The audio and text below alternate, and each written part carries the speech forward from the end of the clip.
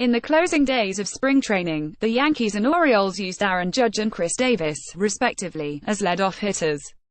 Let that sentence sink in. Although the leadoff slot has become more inclusive in recent, evolving away from the speed-centric archetype that predominated for decades, Judge and Davis, who combined for 10 stolen bases and 500-plus pounds last, were still unorthodox choices, even in a low-stakes spring training environment. Neither hitter has ever started a regular season game in the leadoff slot, but both of their managers are at least allowing for the possibility that they'll do so this. Normally, one would want big boppers like Judge and Davis lower in the lineup, where they could more often drive in 2 or 3 runs with one blow. In baseball's current run environment, though, this leadoff experiment makes some sense. Judge and Davis are good at getting on base, and they aren't their team's sole sources of slugging. Not only are batters hitting homers at record rates, those homers are distributed more evenly than ever across the league. If Judge and Davis drive in fewer runs, their teammates will pick up the slack. There's plenty of power to go around. In fact, both of their teams are projected to break MLB's all-time team home run record in 2018. So while the second, third, or fourth spots might be more conventional, what's the harm in having the ALS home run kings from 2 of the past 3 set the table instead? Regardless of whether Judge and Davis take these spring training trials into meaningful games, the fact that they've dabbled at leadoff at all is symptomatic of a sport that's exploring new extremes. Last year, MLB hit a new all-time high home run rate, breaking a record that was set the preceding. Meanwhile, MLB players set a new strikeout rate record for the 9th consecutive year. For the first time in baseball history, more than a third, 33.5% of plate appearances ended with one of the 3 true outcomes: a walk, strikeout, or home run. At this time last year, it was easy to anticipate the continuation of those trends without extrapolating from previews or consulting a psychic. All it took was a little attention to spring training.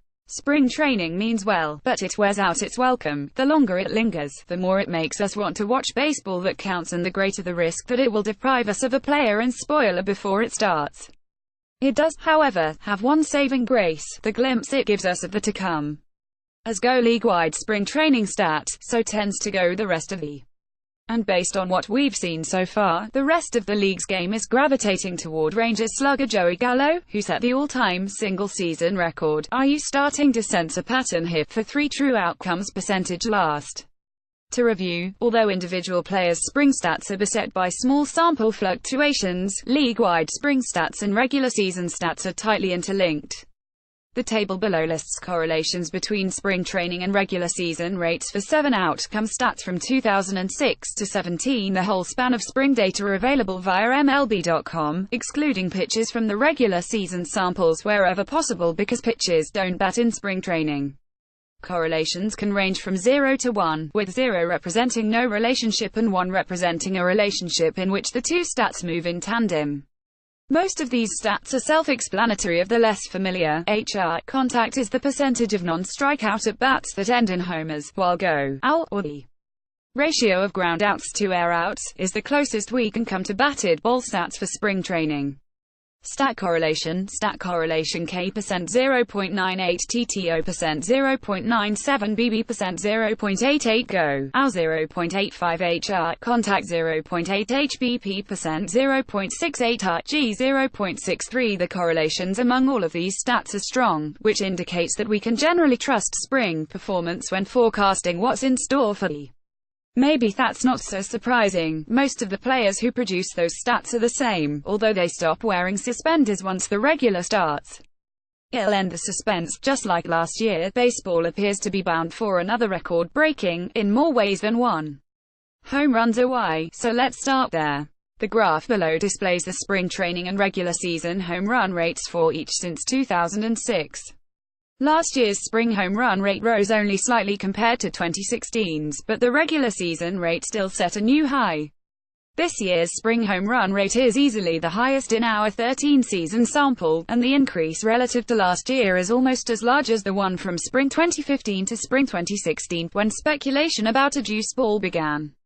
There's no indication at all that baseball's brain trust has deadened the ball in response to recent scrutiny about its role in the Dinger deluge.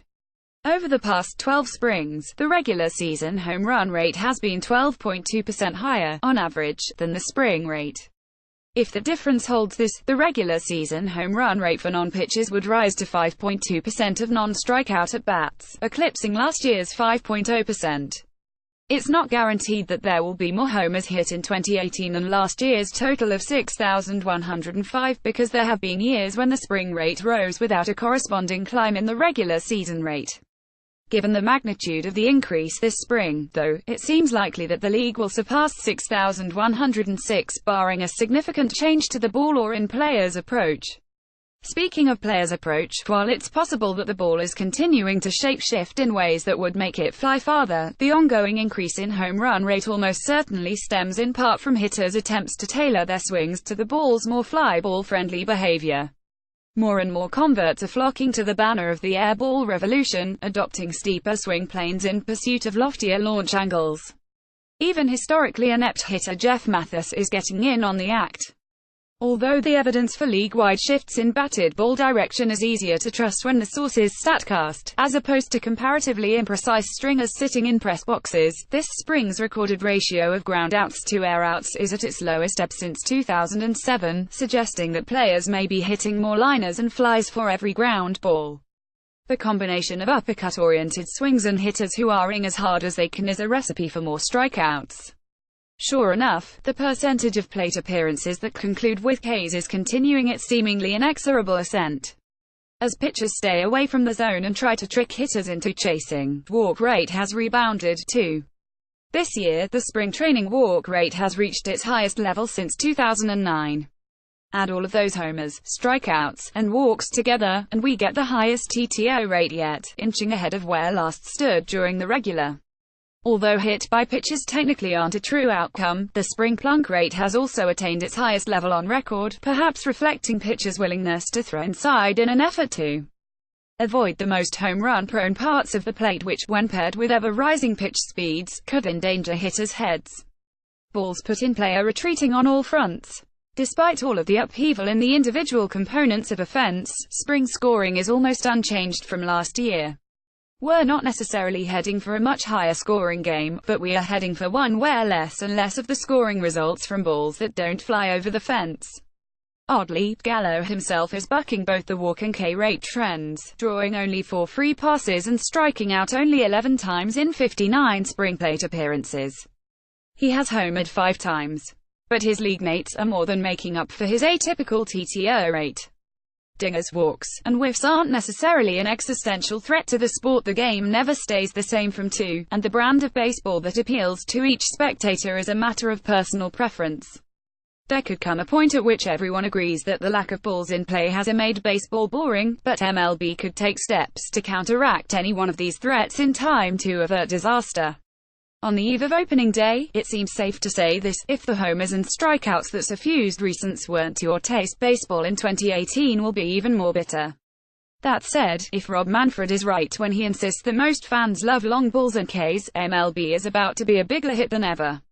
Spring training stats are current through March 26, 2018.